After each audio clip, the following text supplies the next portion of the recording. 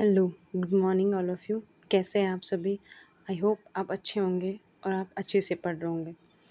हमारी अब तक की 5 क्लासेस हो गई हैं, जिसके अंदर हमने कोशिका के बारे में, कोशिका विभाजन के बारे में सब कुछ पढ़ा है।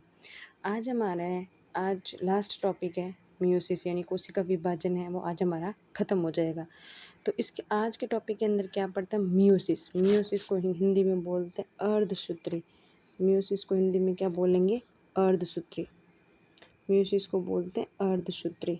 ठीक है, यानी आज हम मेयोसिस सेकेंड नहीं, सिर्फ मेयोसिस के बारे में पढ़ेंगे। ठीक है, मेयोसिस क्या होता है?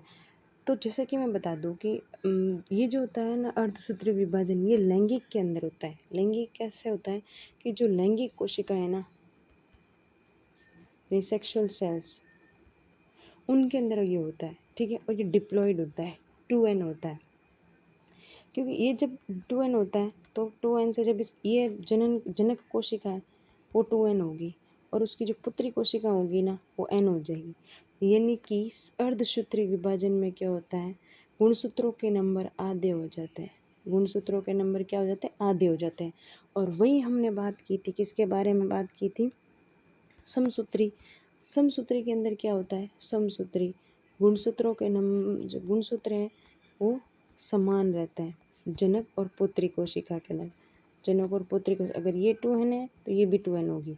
लेकिन जब हम बात करते हैं अर्धसूत्री की तो 2n से n हो जाएगी। ठीक है, ये बात आई होप आपको समझ में आ गई होगी। तो अब हम आगे पढ़ते हैं। आगे हम क्या देखते हैं कि जब ये 2n हो जाता है ना, तो इसके फलरूप मैंने बता दी कि जो संतति बनेगी वो भी आधी हो जाएगी, उनमें गुणसूत्रों की संख्या आधी हो जाएगी। ठीक है, अब हमें देखते हैं कि इसकी जो कोशिका होती है ना, मतलब जो कोशिका विभाजन करती है ना अर्धसूत्री में, इसके अंदर 2 चरण होते हैं। जो कोशिका वो 2 चरणों में गुजरती है। 2 चरणों से निकल कर ये अर्धसूत्री विभाजन करती है, 2 चरण पूरा करती है। यानी कि कोशिका विभाजन में 2 बार निकलती है, तब जाके ये हो जाती है। जिससे ये जो क्या होती है, एक 2n से 4 बन जाती है।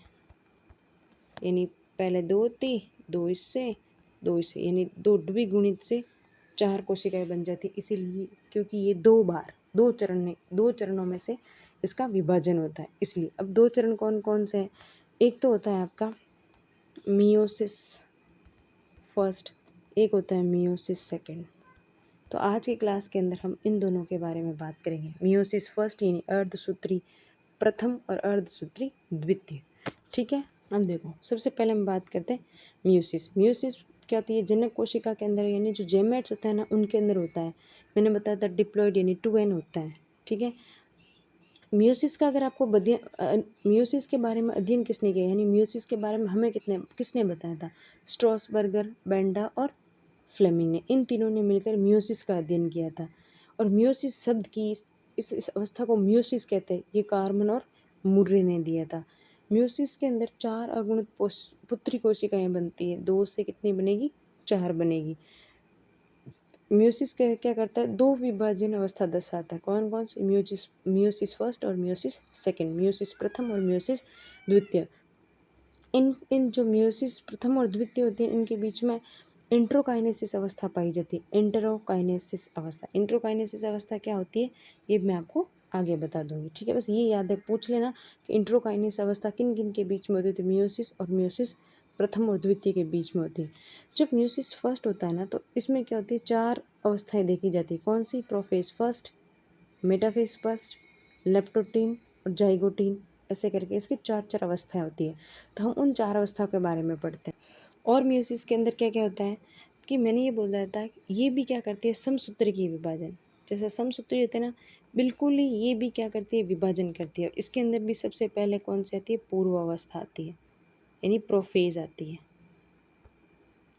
ठीक है, प्रोफेज में क्या होती है? कोशिका सिर्फ और इसमें भी जिस तरीके से समसूत्र के अंदर कोशिका विभाजन, पूर्व अवस्था के अंदर कोशिका सिर्फ और सिर्फ विभाजन करने की तैयारी करती है, वैसे के वैसे अर्धसूत्र के अंदर की जो प्रोफेज अवस्था होती है ना, उसके अंदर भी कोशिका सिर्फ और सिर्फ कोशिका के विभाजन की तैयारियाँ करेगी। ठीक है, जो भी तैयारियों में क्या क्या करती है, जो भी संश्लेषण चाहिए होता है, इनको अपने कोशिका के विभाजन के लिए जिन जिन एंजाइम्स संश्लेषण की ज़रूरत होती है वो सारे संश्लेषण उन सारी चीज़ों एंजाइम्स प्रोटीन्स का संश्लेषण कर लेती है। किसके अंदर? अंतरावस्था प्रोफेज के अंदर। देखो इसके अंदर मैंने बताया था कि जो जनक कोशिका होती है ना, जनक कोशिका क्या करती है? अपनी पुत्री कोशिका के अंदर विभाजित हो जनक कोशिका 2 पुत्री कोशिकाएं बनाती है, ठीक है। और इनमें गुणसूत्रों की संख्या भी आ जाती है। यहाँ पे 2n थे तो गुणसूत्र एक n इसमें और एक n इसमें आधी हो जाएगी।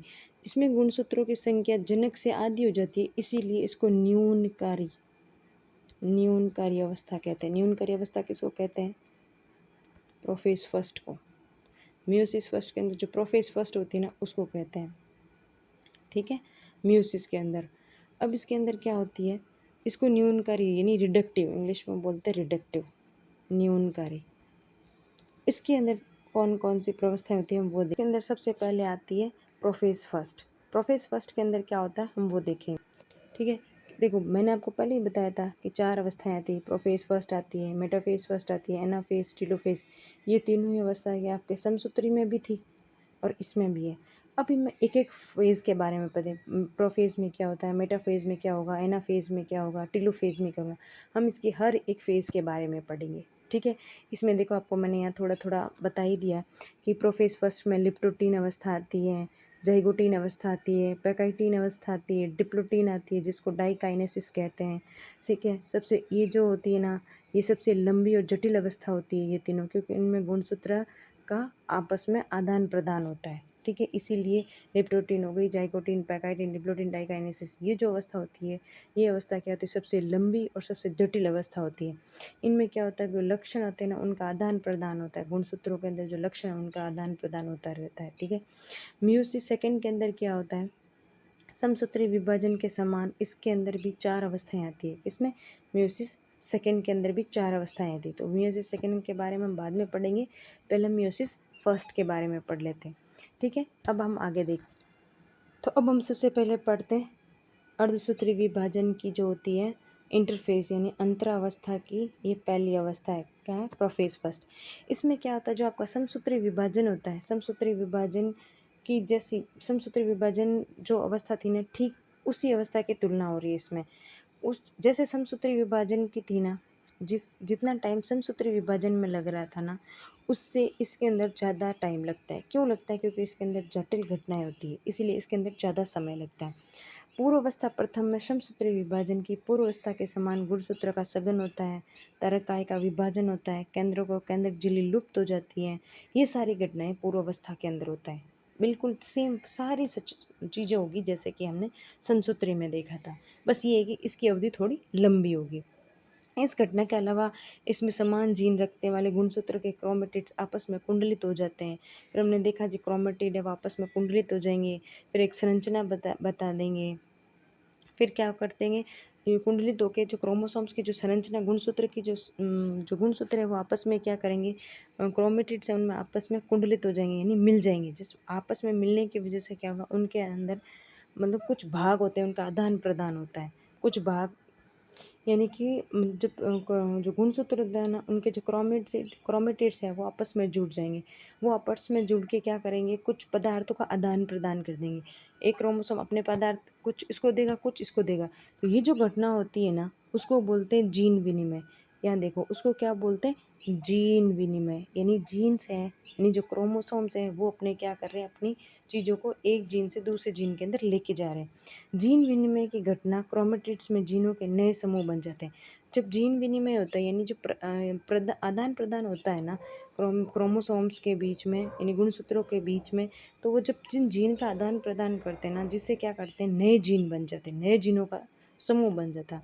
पूर्वावस्था प्रथा में समजात गुणसूत्र में होने वाले जीन विनिमय के कारण अगली पीढ़ी के लक्षांतर में उत्पन्न हो जाता है। जीन विनिमय से क्या होता है? हम देखते हैं ना कि हमारे जो बच्चे पैदा होते हैं उनके अंदर हमसे कुछ ना कुछ चीज़ें अलग आ जाती है, कुछ नई चीज़ें आ जाती है। वो किस वजह से आती है? जीन विनिमय की वजह से।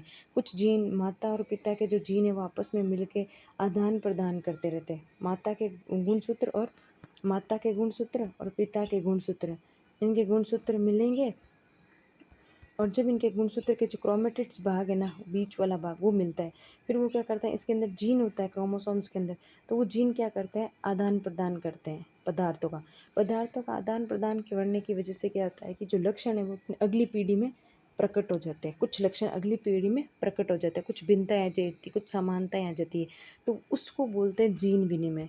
तो क्वेश्चन यही पूछा जाता है कि क्रॉसिंग ओवर किस अवस्था में होता है, तो क्रॉसिंग ओवर आपके मियोसिस प्रथम अर्धसूत्री विभाजन की जो पहली अवस्था है उसके अंदर पूर्व अवस्था फर्स्ट, नाम याद रखना है। देखो पूर्व अवस्था एक हमने समसूत्री में भी देखी थी, ये अर्धसूत्री की है, तो क्रॉसिंग ओवर उसमें साफ साफ लिखा हुआ आएगा प्रवस्था यानी प्रोफेस फर्स्ट लिखा हुआ आएगा। यही क्वेश्चन बनने लायक है, ठीक है, यहाँ से इम्पोर्टेंट। अब हम आगे बात करते हैं मेटाफेज।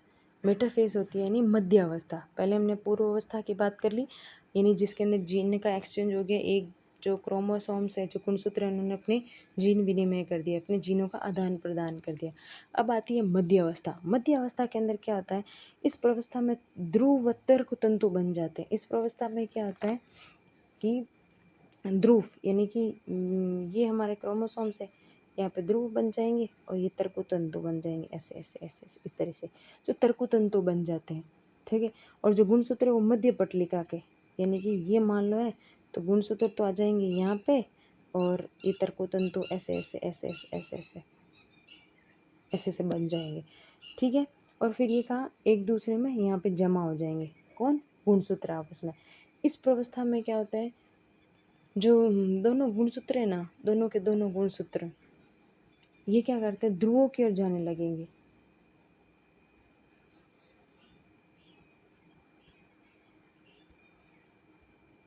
यानी इस प्रवस्था के अंदर क्या होता है, तर्कु तंतु बन जाते हैं, मैंने बता दिया था कि ये तंतु है वो बन जाता है।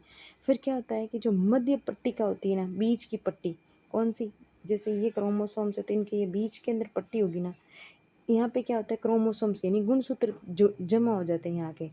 तो इस प्रवस्था के अंदर और क्या होता है, इस प्रवस्था के अंदर दोनों गुणसूत्रों के जो गुणसूत्र है ना वो ध्रुवों की ओर चले जाते हैं, गुणसूत्र बिंदु है ना वो ध्रुवों की ओर चले जाते हैं, यानी उनके बीच का पार्ट, मान लो ये गुणसूत्र है तो ये होता है ना गुणसूत्र बिंदु, ये ध्रुवों की ओर चला जाएगा। ये कैसे बन जाएगा फिर, ये ऐसे, ये ऐसे, तो ये तो बात जा रहा है ध्रुवों के अंदर, और इसकी जो भुजा है वो आ रही है अभिविन्यास, बीच की मध्य पटलिका पे आने की कोशिश कर रही है, ठीक है। ये इसके अंदर होता है। पूछा इसके अंदर ये पूछा जा सकता है कि भाई गुणसूत्र है वो ध्रुवों की ओर किस अवस्था के जाते हैं, माटाफेज, या फिर ये पूछ सकता है कि मेटाफेज की मतलब क्या मेन बात है, तो ये क्या आता है, गुणसूत्र है वो मध्य पटलिका के बीच में विविन्यासित होते हैं, ठीक है। ये इसका मेन पॉइंट है मध्य अवस्था का। अब हम आगे बात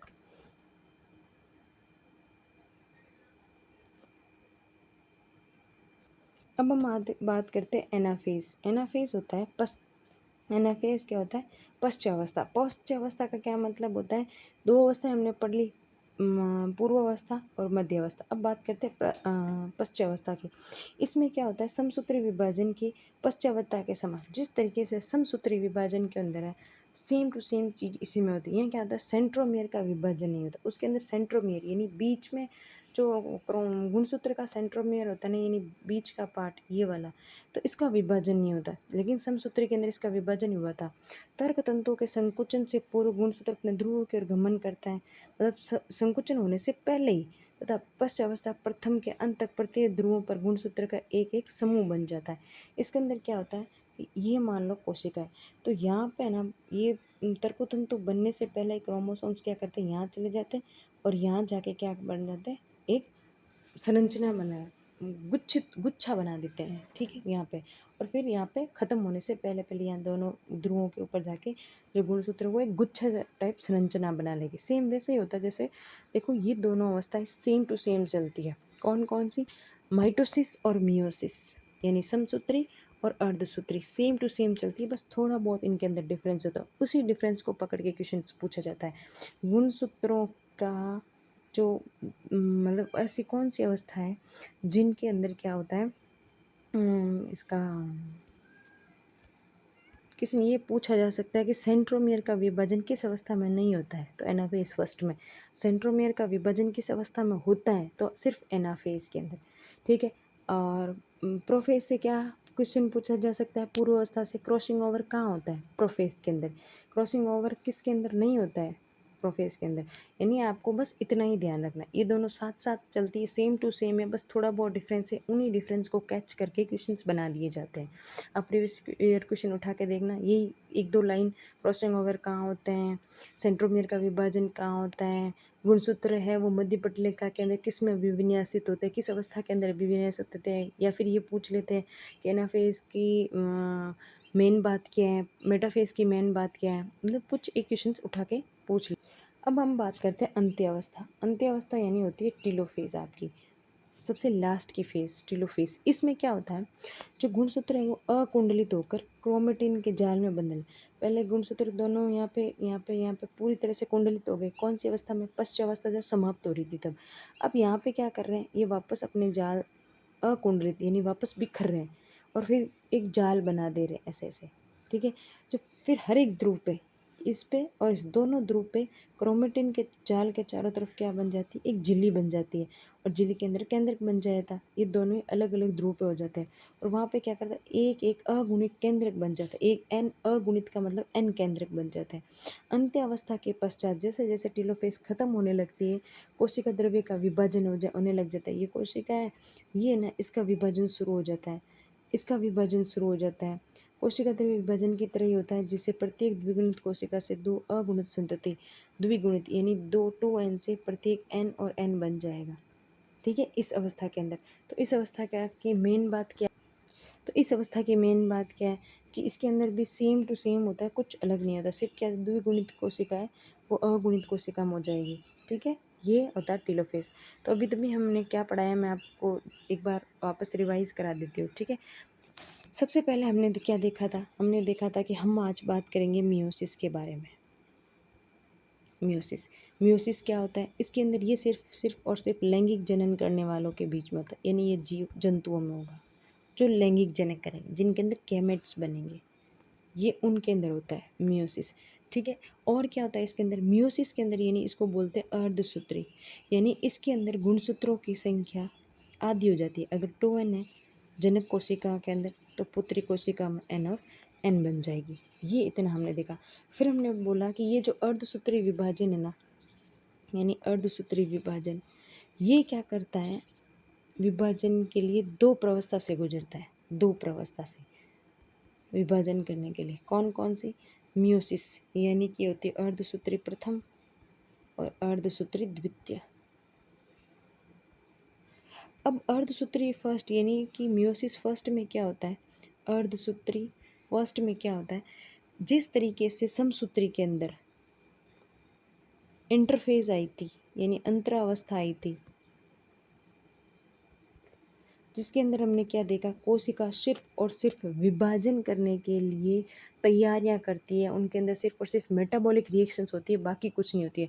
उनको विभाजन करने के लिए जिन जिन चीज़ों की एंजाइम्स वगैरह की आवश्यकता होनी है उनका संश्लेषण करती है, बाकी कुछ नहीं करती है। चाहे वो अनुवांशिकी गुणसूत्र का संश्लेषण करना हो, चाहे प्रोटीन का संश्लेषण करना हो, चाहे एंजाइम्स का संश्लेषण करना हो, वो सिर्फ और सिर्फ अंतरावस्था के अंदर होती है। और जो मियोसिस की अंतरावस्था होती है ना, यानी अर्धसूत्री की जो अंतरावस्था होती है वो समसूत्री की अंतरावस्था से बड़ी होती है, क्योंकि इसके अंदर जटिल काम होते हैं, ठीक है, उससे कहीं जटिल काम, इसीलिए इसको क्या बोलते हैं, न्यूनकारी, मतलब जटिल काम होते हैं, सॉरी।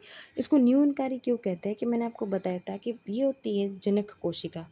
जनक कोशिका 2n यानी द्विगुणित होती है, और ये क्या करती है, अपने क्रोमोसोम्स को आधा कर देती है यानी कम कर देती है, इसीलिए इसको बोलते हैं न्यूनकारी, यानी इंग्लिश में इसको बोलते हैं रिडक्टिव, रिड्यूस कर देती है, कम कर देती है, इसीलिए इसको रिडक्टिव। तो क्वेश्चंस बस यही बन सकता है कि रिडक्टिव अवस्था यानी रिडक्टिव विभाजन यानी कि न्यूनकारी विभाजन किसके अंदर होता है, तो वो अर्धसूत्री विभाजन फर्स्ट यानी मियोसिस फर्स्ट के अंदर होता है। ये आपका क्वेश्चन एक यहाँ बन गया।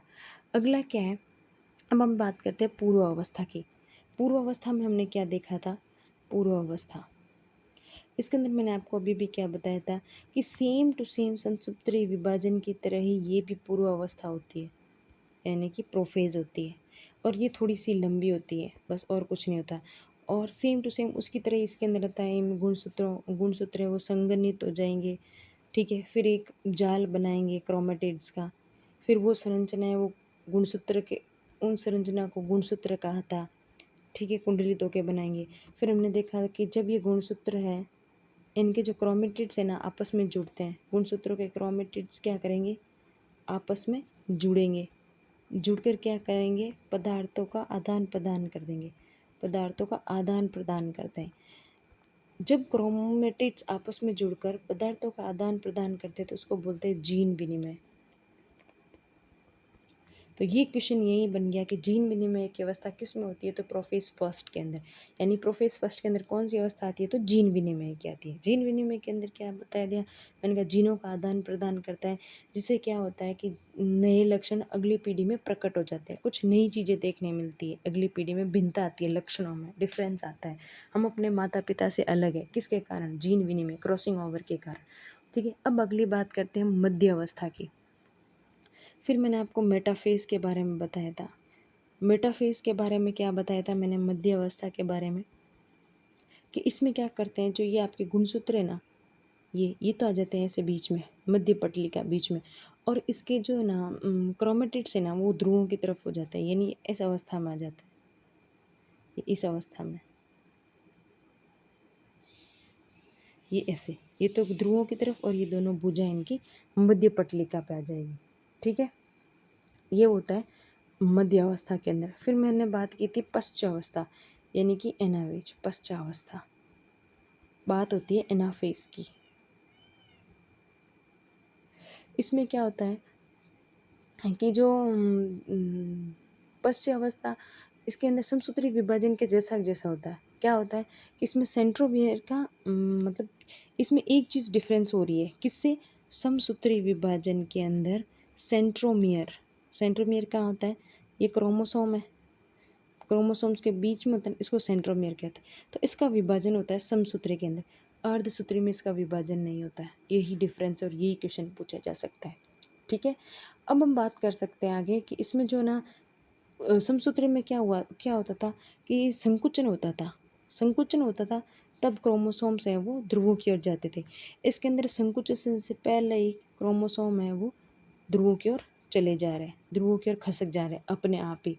ठीक है, और वहाँ पे जाके एक ऐसे, ये ऐसे है तो यहाँ पे जाके ऐसे ऐसे ऐसे संघनित होके एक बना देते हैं।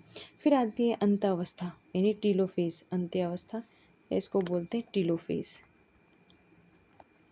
इसके अंदर क्या होता है, जो क्रोमोसोम यहाँ चले गए थे ना और कुंडली होकर गए, अब ये अकुंडलित हो जाएंगे, यानी वापस बिखरेंगे, और जो इनके अंदर तर्कतंतु लुप्त हो गए थे वो तर्कतंतु वापस आएंगे।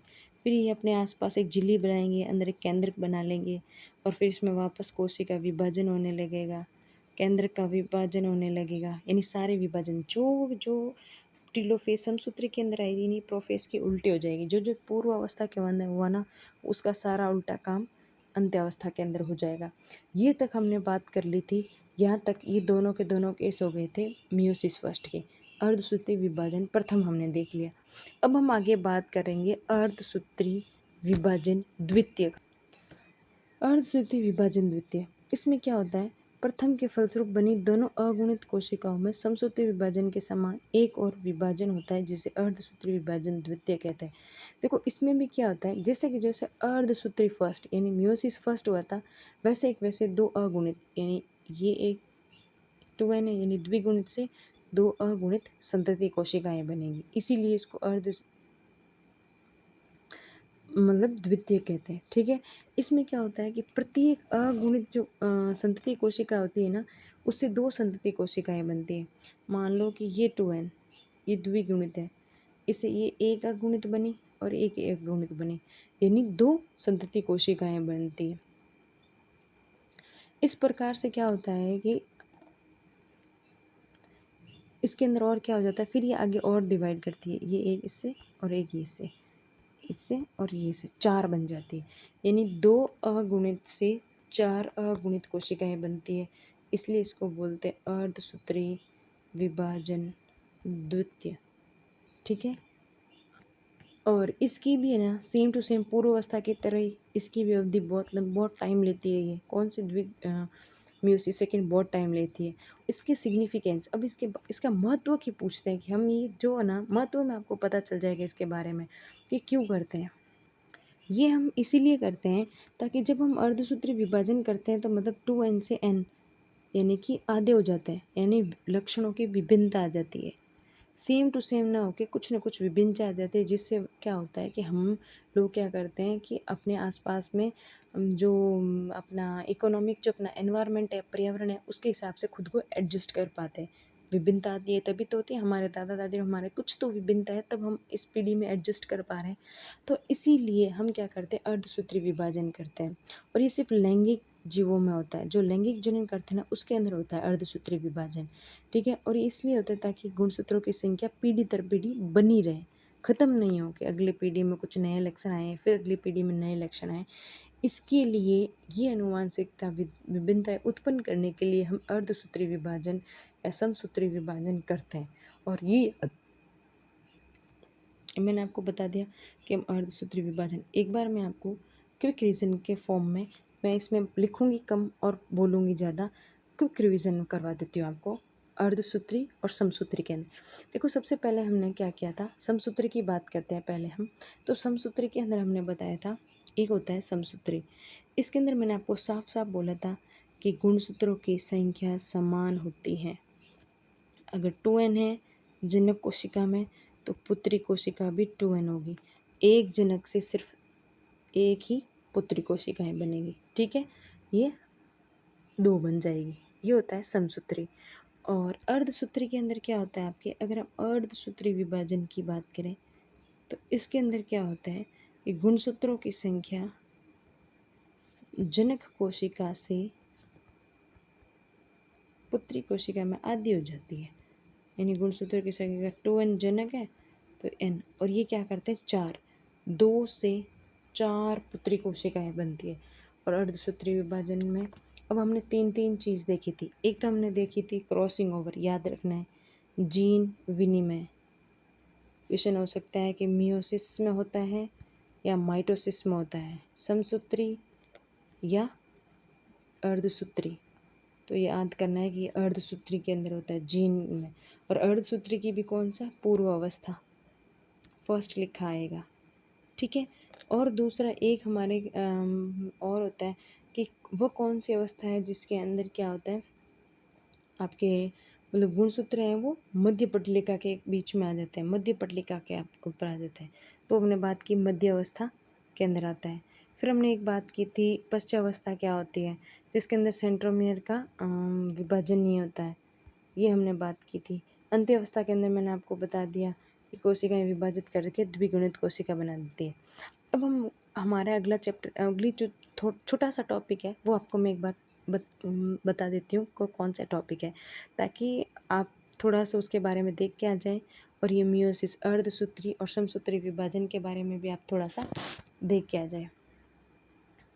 अब मैं आपको एक, ये तो हमारा पूरा कोशिका यहीं ख़त्म हो जाता है, ठीक है। कोशिका क्या थी, कोशिका अंग क्या थे, कोशिका की खोज किसने की थी, कोशिका के अंदर न्यूक्लियस क्या होता है, प्रोकैरियोट कोशिका क्या होती है, यूकैरियोट कोशिका क्या होती है, प्लांट्स कोशिका क्या होती है, पादप कोशिका, जीव कोशिका, इन सब के बारे में मैंने आपको अच्छे से 5-6 क्लास हमें लगी। छोटी छोटी थी, ज़्यादा बड़ी थी। देखो मैं क्लास छोटी इसलिए बनाती हूँ ताकि इतना हमारे पास दिमाग नहीं है कि हमारे दिमाग में बहुत सारी चीज़ें एक साथ आ जाए।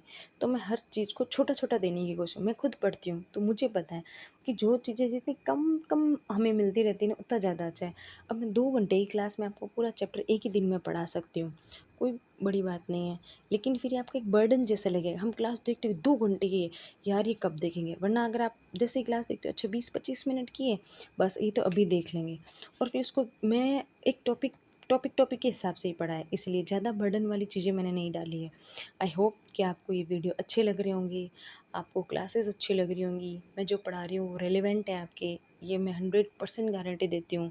मैं भी आपकी तरह ही एग्ज़ाम की तैयारी कर रही हूँ, तो मुझे भी पता है कि कौन सी चीज़ें एग्ज़ाम में आने लायक है, कौन सी चीज़ें नहीं है, कौन सी रिलेवेंट है, कौन सी नहीं है। अगर आपको वीडियो अच्छे लगते हैं, मेरा पढ़ाया आपके कहीं ना कहीं हेल्पफुल कर रहा है, आपके टेस्ट में या कहीं पे भी आप कर रहे हो तो वो आपके हेल्पफुल हो रहा है, मेरा समझाने का तरीका सही है, तो प्लीज़ आप शेयर, लाइक और सब्सक्राइब कर दीजिए चैनल को, और तो और, जिससे कि मुझे मोटिवेशन मिलता रहे, ताकि मैं और अच्छे से करूँ। क्योंकि जब हमें किसी चीज़ का फीडबैक नहीं मिलता है ना, तो हम बोर होने लग जाते हैं कि यार क्या है, हम जो कर रहे हैं उसका कुछ ओवर पॉइंट नहीं आ रहा है। सेम वैसे हो रहा है जैसे आप एग्ज़ाम की तैयारी करो और फिर आपको उसका कोई ओवर पॉइंट नहीं मिले, वही चीज़ मेरे साथ होती है।